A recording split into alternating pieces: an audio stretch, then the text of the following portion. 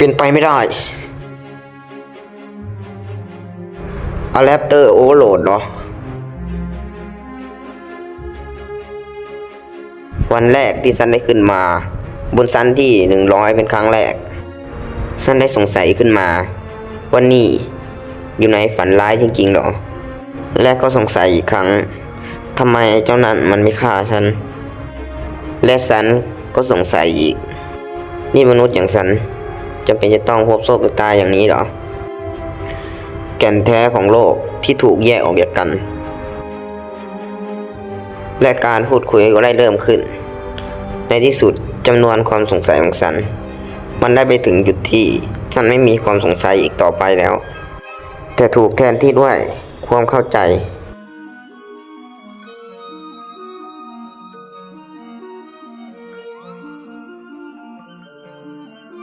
ลิงก์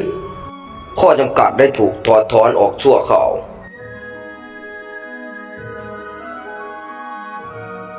ข้าจะไม่ปล่อยเจ้าไปง่ายหรอกยอมแพ้ซะเถอะข้าขอนับถือเจ้าว่าเจ้าน่าทึ่งมากที่สามารถปรับเป็นรอบที่2หลังจากผ่านบทฝึกสอนมาได้แต่สำหรับมนุษย์ก็ยังมีขีดจำกัดอยู่ดีเจ้าไม่สามารถจัดการข้าบีสเลนผู้นี้ได้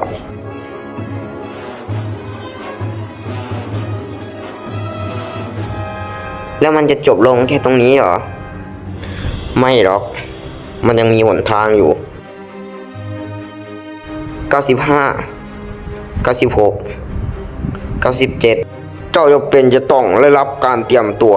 ก่อนเข้าไปเกมจริงจากข้อผู้ที่ไม่เคยพ่ายแพ้ 10,000 ล้านในที่สุด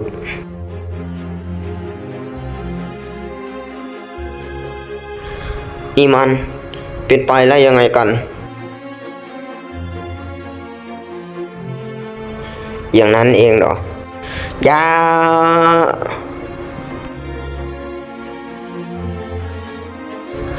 อะไรกันไม่นี่มันไม่ใช่การปรับตัวนี่เขา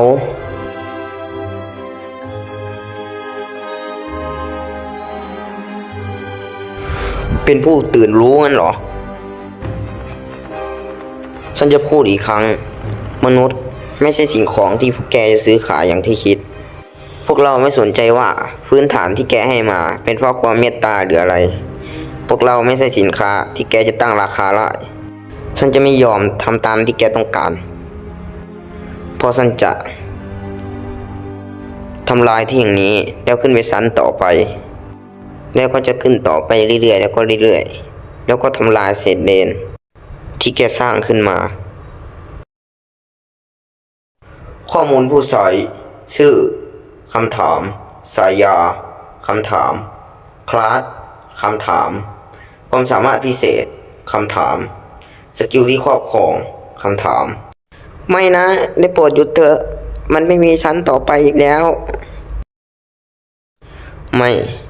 มันมีชั้นต่อไปแน่นอนพวกเขาไม่ได้ทำแค่ที่เดียว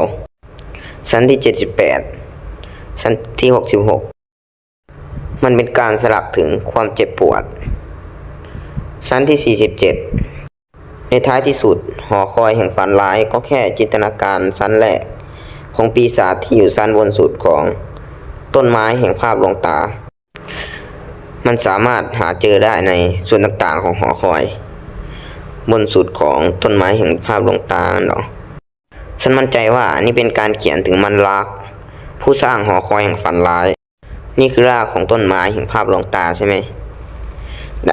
แล้วเจ้าจะทำสิ่งใดกันในเมื่อมันมีรากมันก็ต้องมีต้นอย่างแน่นอนถ้าฉันทำลายเพลานนี่ไม่หอคอยของข้า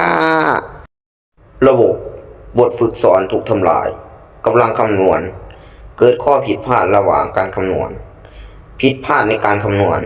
กำลังค้นหาวอล์กเกอร์ที่เหลืออยู่ในหอคอยแห่งฝันร้ายกำลังค้นหา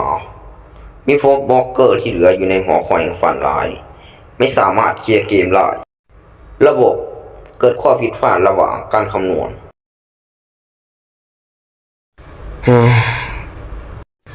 ในที่สุดก็ออกมาจากหอคอยได้